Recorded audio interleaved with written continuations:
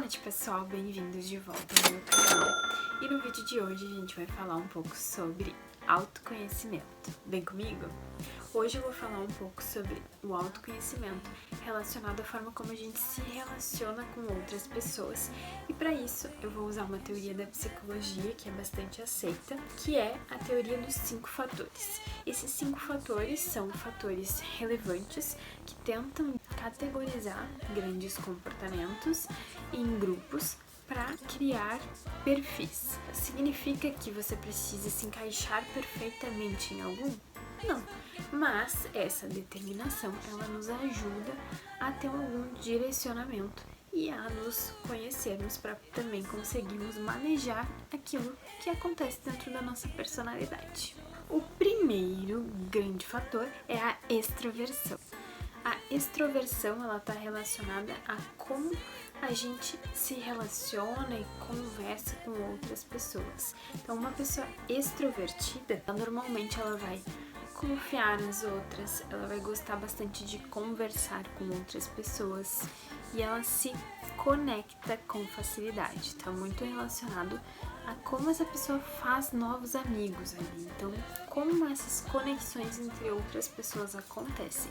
Pessoas que tendem a não se conectar, elas são mais introvertidas, então elas tendem a não expressar aquilo que está no coração delas e a não ter tanta troca. E dessa forma elas têm uma conexão um pouco menor. Isso significa que a gente precisa necessariamente ser extrovertido? Com toda certeza não. Eu, por exemplo, sou extrovertida em muitas situações, mas em algumas eu sou mais introvertida. Por exemplo, quando eu tô num ambiente novo, eu costumo ser mais introvertida e ficar observando o que está acontecendo no ambiente. Mas quando eu conheço as pessoas, eu começo a ser extrovertida, me conectar, conversar, confiar nessas pessoas. Enquanto tem pessoas que são de fato introvertidas e jamais se abrem de uma maneira muito ampla, fazem isso em grupos menores e tá tudo bem ser assim. É como essa pessoa é e ela não precisa ser julgada por isso. São apenas formas diferentes de encarar as relações e o mundo. O segundo fator que eu trouxe aqui é o neuroticismo. O neuroticismo está muito relacionado a uma estabilidade emocional. Pessoas com neuroticismo alto tendem a ter essa característica mais de fragilidade emocional, de serem bastante intensas, que os sofrimentos eles são grandes, enquanto que para pessoas com baixo neuroticismo, elas podem em alguns momentos serem vistas até mesmo como insensíveis, porque elas são muito práticas, elas não sentem essas dores emocionais ou as coisas que as atingem, elas não sentem isso com tanta intensidade emocional, elas são mais racionais e práticas. De novo, vale lembrar, não existe uma característica ruim, são características diferentes. Por exemplo, muitos artistas têm um nível de neuroticismo extremamente alto e isso só faz com que eles tenham mais sensibilidade para escrever músicas, para fazer obras artísticas como pintura, teatro, enfim. E isso só se deve a essa característica deles que é mais acentuada. Enquanto que para algumas pessoas é simplesmente mais prático, mais rápido, mais coerente, mais metódico, e isso pode ser relacionado a uma profissão mais uma psicologia bastante prática, como a gente está fazendo aqui, ou a um engenheiro que toma decisões de uma maneira mais lógica. Então tudo depende de como essa pessoa nasceu, como ela entende as suas características. Não é possível dizer que uma característica ou a ausência dela é boa ou ruim por si só. Isso apenas constrói este indivíduo. O terceiro ponto que eu queria trazer para vocês é a socialização. A socialização, ela está relacionada a como a gente vai interagir com outras pessoas em diversos contextos. Então, pessoas com uma sociabilidade alta, elas vão confiar, vão conversar, vão dizer bastante sim para outras pessoas. Enquanto que pessoas com uma socialização mais baixa não têm interesse de conhecer outras pessoas, muitas vezes vão dizer que não querem, que não vão. Então, são funcionamentos bastante diferentes.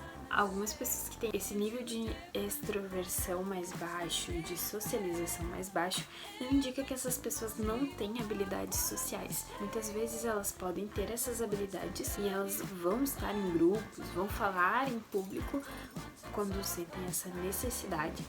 No entanto, elas vão se sentir bastante descarregadas quando elas passam por esse processo. Então, elas podem ter esse contato, ter essa socialização, mas elas precisam de um tempo de recuperação em que elas vão ficar sozinhas em casa, descansando também deste contato para se recarregar e estarem prontas para um novo contato. Enquanto que pessoas extrovertidas, como eu, por exemplo, se sentem extremamente recarregadas com a interação com outras pessoas. Para mim, um dia em que me descansa, eu passar o dia inteiro conversando com pessoas diferentes e pessoas que eu gosto também. Ficar interagindo ali, para mim isso é recarregador. O quarto ponto dos 5 fatores é a abertura. Pessoas com alto nível de abertura, elas são bastante abertas a coisas novas, a experiências novas, pessoas que gostam bastante de viajar, de trocar de lugar, de trocar de emprego, elas são muito flexíveis e abertas. E pessoas que têm esse nível de abertura mais baixo, elas tendem a ser pessoas mais conservadoras, que têm resistência a algumas mudanças, que tendem a ficar no mesmo lugar, que não gostariam de trocar de cargo, não gostam de ficar fazendo várias viagens, ou mesmo que elas viajem, elas não gostariam de mudar sua casa de lugar. Essas pessoas, elas são bastante vinculadas a rotinas, enquanto que a pessoa com um nível de abertura mais alto já prefere uma rotina um pouco mais dinâmica, com mudanças e elementos diferentes. De novo, não existe certo ou errado. Muitas vezes a gente pode considerar uma pessoa com baixo nível de abertura como, de certa forma, acomodada, mas é simplesmente uma maneira diferente de ver a vida. Isso não significa que essa pessoa não tem ambição, que ela não vai ir atrás daquilo que ela quer. Ela vai ir, mas a questão é que o que ela quer é diferente. E se ela está feliz onde ela está, não tem por que a gente julgar esta pessoa. E o quinto fator é o elemento realização. A realização, ela está muito relacionada à resiliência, à persistência. Existem pessoas com um nível alto de realização que são extremamente motivadas por chegarem a um resultado, em uma meta, e para isso elas continuam naquele caminho, persistem. Enquanto que algumas pessoas, elas são motivadas por outras coisas, e não necessariamente por concluir uma meta. Eu, por exemplo, não tenho tanta necessidade de concluir, de chegar lá num grande objetivo.